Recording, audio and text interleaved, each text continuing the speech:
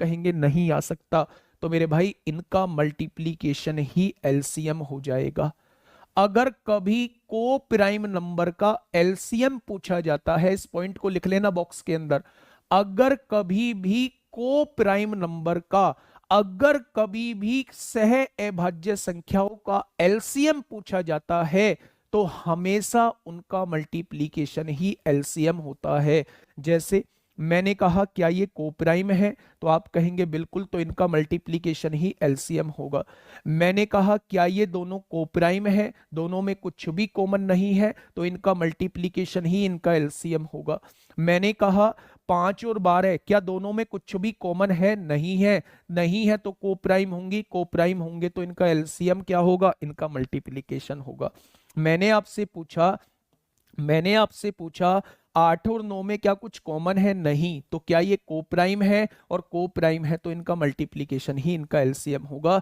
तो point number 1 ये है कि कभी भी को प्राइम नंबर्स का एलसीएम पूछा जाता है तो उनका मल्टीप्लीकेशन ही उनका एलसीएम होता है। पहला पॉइंट ये।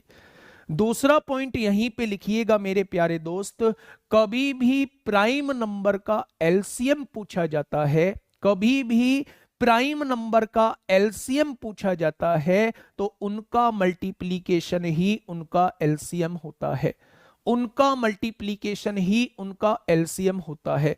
मान लो 3 और 5 का एलसीएम पूछे, दोनों प्राइम नंबर हैं, 15 आएगा। मान लो 5 और 11 का एलसीएम पूछे, दोनों प्राइम नंबर हैं, 55 आएगा। मान लो 11 और 13 का एलसीएम आपसे पूछा जाए, दोनों प्राइम नंबर हैं, 143 आएगा। चाहे को प्राइम नंबर हो चाहे प्राइम नंबर हो, दोनों का मल्टीप्लीकेशन ही उसका एलसीएम आता है। दबाओ थंब, दबाओ थंब। क्या भी ये बातें क्लियर हुई? क्या ये बातें क्लियर हुई? आपने देखा जी ये बातें क्लियर हो गई। मैंने कहा क्या इनमें कुछ कॉमन था, आपने कहा कुछ कॉमन नहीं था। अगर कुछ कॉमन नहीं था तो क्या इनका मल्टीप्लीकेशन ही एलसीएम हो जाएगा? आपने कहा 5 दूनी 10 एकम 10, 10 की गुणा 5 में करेंगे, क्या एलसीएम 50 हो जाएगा? तो आपने कहा जी बिल्कुल हो जाएगा, आपने कहा बिल्कुल हो जाएगा। अभी आपके दिमाग में बहुत सारी बातें आएंगी। ये दिमाग जो है बड़ा चंचल टाइप का होता है, दिमाग जो होता है बड़ा चंचल टाइप का होता है। जब हम कोई बात सीख जाते हैं तो एकदम से अपने अंदर ऐसी चीजें लेके आएगा जिसमें हम लोग अटक रहे होंगे। मान लो मैंने कहा कि भाई साहब 12 का टेबल ये होता है, और आप सीख गए 12 का टेबल, एकदम से आएगा यार 12 का तो सीख गए, 13 का क्या होगा जी, क्योंकि उसे आप नहीं सीखे हैं। ऐसे ही अगर मैंने आपको बताया जी 5, 10, 25 का एलसीएम ऐसे निकल जाएगा, आपके सारी बातें समझ में आ चुकी हैं, लेकिन ये दिमाग है चंचल। उसने कहा अबे ये छोटी संख्याएं हैं 5, 10, 25, सामने वाले मास्टर से ये पूछ कि अगर बड़ी संख्याएं हुई तो कैसे पता लगाएंगे कि कॉमन आ सकता है या नहीं आ सकता?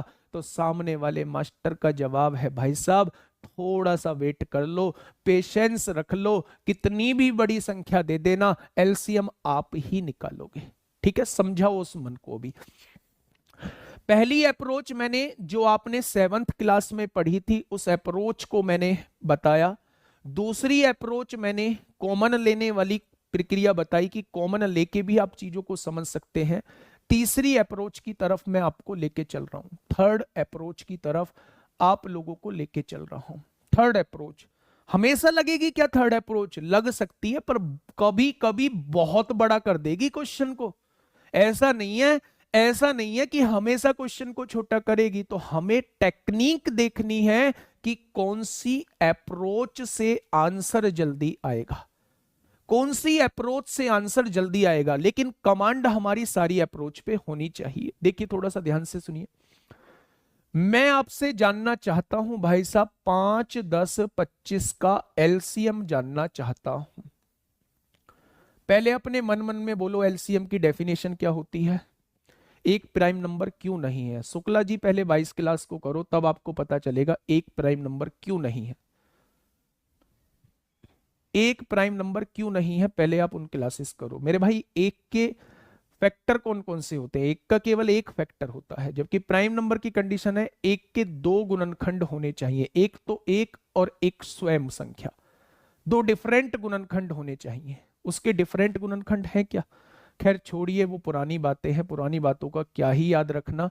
अब यहां सुनिए, मैंने आपसे पूछा एलसीएम की डेफिनेशन आपसे पूछी, आपने कहा जी हमने मन मन में देख लिया एलसीएम वह छोटी से छोटी संख्या होती है जो इनसे पूरा पूरा डिवाइड हो जाए, यानी वो 5 से भी डिवाइड हो जाए, वो 10 से भी डिवाइड हो जाए और वो 25 से भी डिवाइड हो जाए, यानी कि आंसर जो भी आएगा वो 25 का मल्टीपल ही आएगा।